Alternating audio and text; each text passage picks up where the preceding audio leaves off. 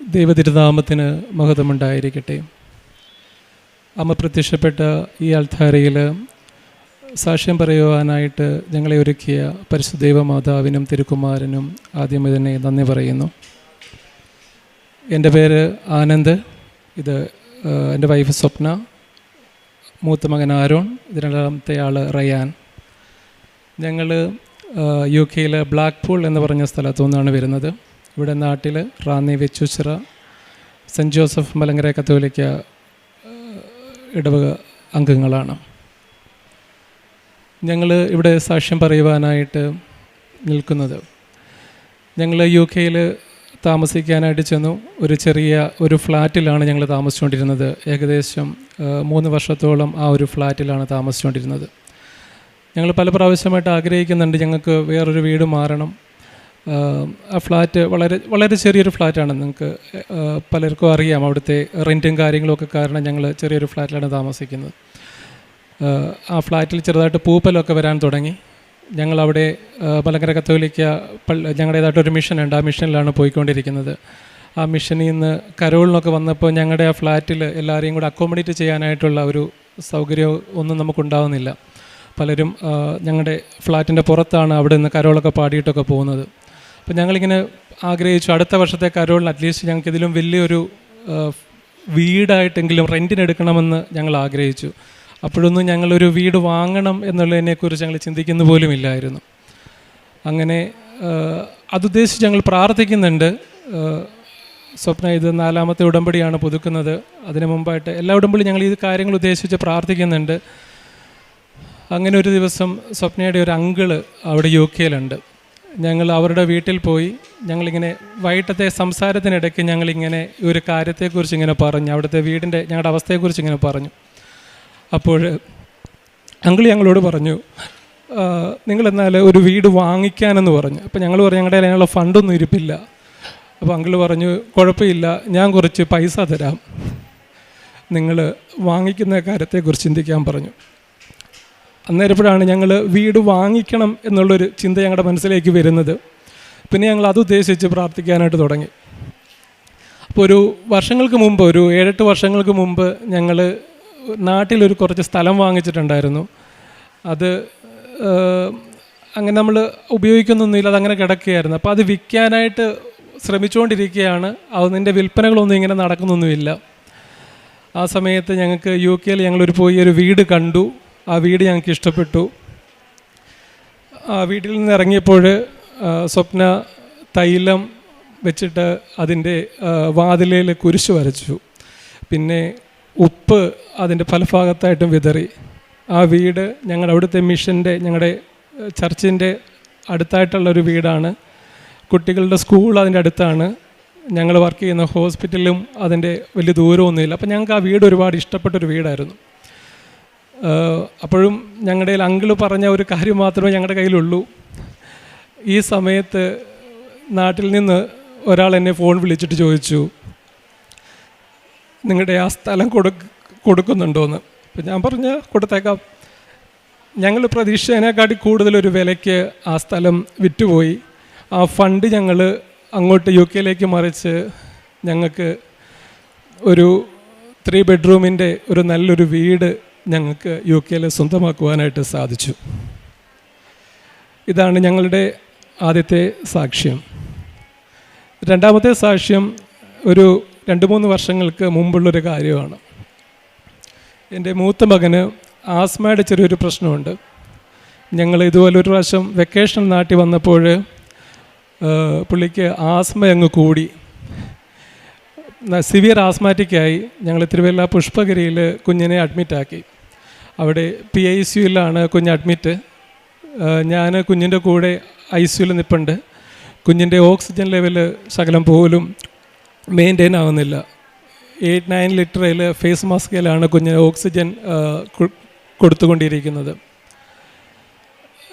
പല പ്രാവശ്യം oxygen taper ചെയ്യാൻ നോക്കി, കുറയുന്നില്ല.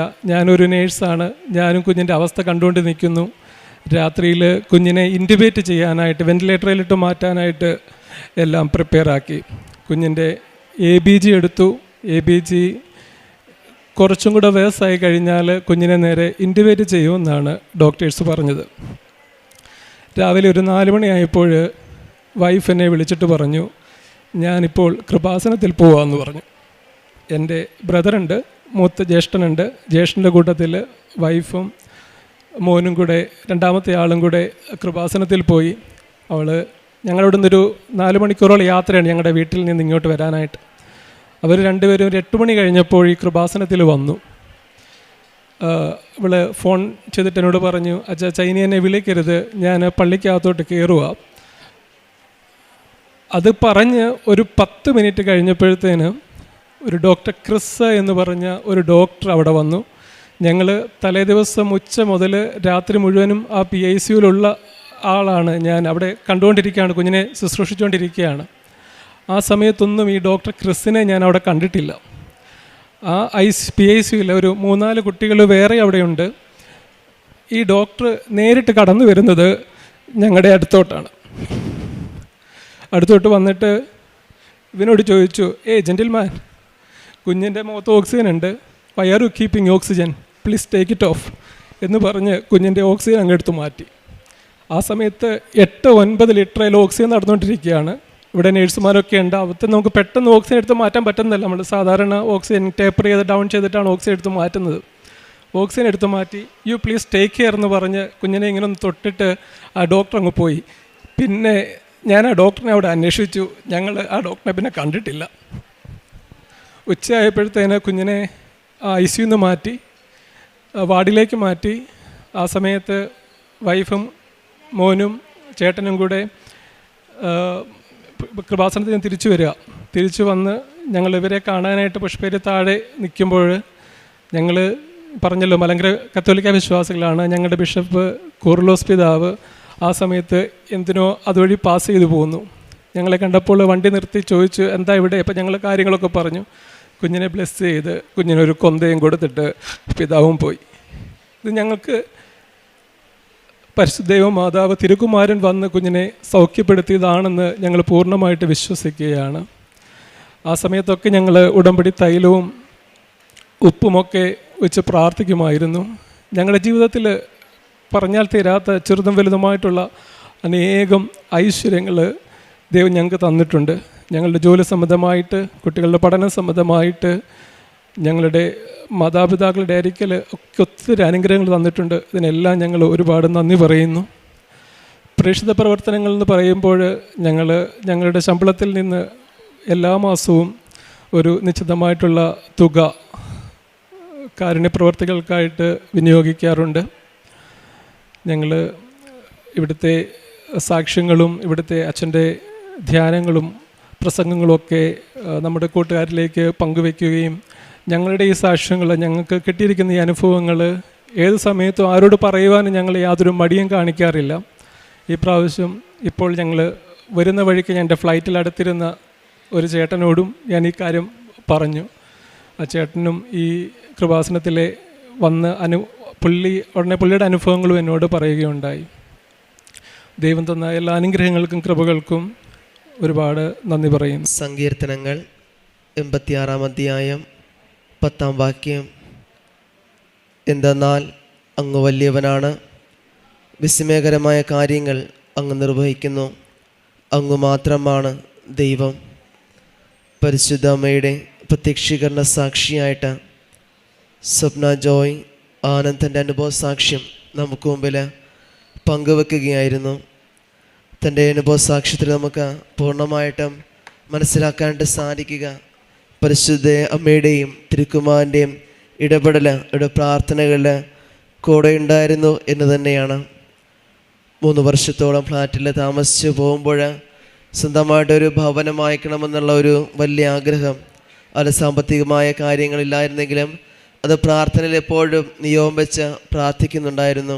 എന്നാൽ നാട്ടിലൊരു വീട് വിൽക്കുന്നത് സംബന്ധിച്ചുകൊണ്ട് മുമ്പോട്ട് പോവുകയും അത് പലതരത്തിൽ വിൽക്കാതെ കൊണ്ട് കടന്നു പോവുകയും ഒരു ദൈവാനുഗ്രഹം എന്നോണം ഒരിക്കലും അത് വീട് വിൽക്കുവാനായിട്ട് അത് ഒരാളിലൂടെ വിളിച്ച് ചോദിക്കുകയും അത് വിൽക്കാനുള്ള എല്ലാ ക്രമീകരണങ്ങളും ചെയ്യും. അതിനെ തുടർന്നാണെങ്കിലും തങ്ങൾക്കുണ്ടായിരുന്ന കടങ്ങൾ തീർക്കുവാനും അതേ തുടർന്ന് UK അവർ ആഗ്രഹിച്ച പോലെ ഒരു ഭവനം വാങ്ങിക്കുവാനായിട്ട് ഇവർക്ക് സാധിക്കുക ചെയ്തത് ഉറച്ച വിശ്വാസത്തോടെ പ്രാർത്ഥനയും ഉടമ്പടി നേർച്ച വസ്തുക്കൾ വിശ്വാസ പ്രമാണം ചൊല്ലി പ്രാർത്ഥിച്ചതിൻ്റെയൊക്കെ വലിയൊരു അനുഗ്രഹം തന്നെയാണ് ഇവർക്ക് ഒരു ഭവനം വാങ്ങിക്കുവാനും സ്വന്തമാക്കുവാനായിട്ട് സാധിക്കുക ചെയ്തത്. അതേ തുടർന്നാണെങ്കിലും ഈ മക്കളിൽ ഒരാൾക്ക് കിട്ടിയ രോഗസൗഖ്യം തന്നെയാണ്. അത് ആസ്മ സംബന്ധിച്ച ഐസിയുലൊക്കെ ആയിരുന്നു. അത് ഓക്സിജൻ്റെ സപ്പോർട്ട് കൂടിയാണ് കുറേ കാര്യം മുമ്പോട്ട് പോയിക്കൊണ്ടിരുന്നത്. എന്നാലും ദൈവത്തിൻ്റെ ഇടപെടുന്നോണം, ദൈവത്തിന് മരുന്നോണം, ദൈവത്തിൻ്റെ ഇടപെടലിലൂടെ ഒരു വ്യക്തിയിലൂടെ കടന്നു വരികയും ഒരു ഡോക്ടറിൻ്റെ സ്ഥാനം വഹിച്ചുകൊണ്ട് തന്നെ അതിൻ്റെ ക്രമീകരണങ്ങൾ ഓക്സിജൻ്റെ കാര്യങ്ങളൊക്കെ എടുത്ത് മാറ്റിക്കൊണ്ട് യാതൊരു വിധത്തിലെ കുഴപ്പമില്ലാതെ കണ്ട് ആ ഒരു രോഗസൗഖ്യത്തെ പൂർണ്ണമായിട്ടും ആ മകന് ഇവർക്ക് കുടുംബത്തിലേക്ക് തിരിച്ചു നൽകുകയും ചെയ്യുന്നുണ്ട്. അതോടൊപ്പം തന്നെയാണ് നിരവധി അനുഗ്രഹങ്ങളിലൂടെയാണ് ഈ കുടുംബം മുമ്പോട്ട് പോകുകയൊക്കെ ചെയ്യുന്നത്. ഇനിയും പരിശുദ്ധ അമ്മയുടെ പ്രതീക്ഷകളുടെ സാക്ഷികളായിട്ട് പ്രതീക്ഷകളുടെ സാക്ഷികളായിട്ട് മുമ്പോട്ട് പോകുവാൻ ഇവരിനിയും പരിശുദ്ധ അമ്മയേശയും അനുഗ്രഹിക്കട്ടെ എന്ന് നമുക്ക് പ്രാർത്ഥിക്കാം. ഒപ്പം നമ്മളെയും പ്രത്യക്ഷീകരണത്തിൻ്റെ സാക്ഷികളായിട്ട് മാറ്റണമേ എന്ന് പ്രാർത്ഥിക്കുകയും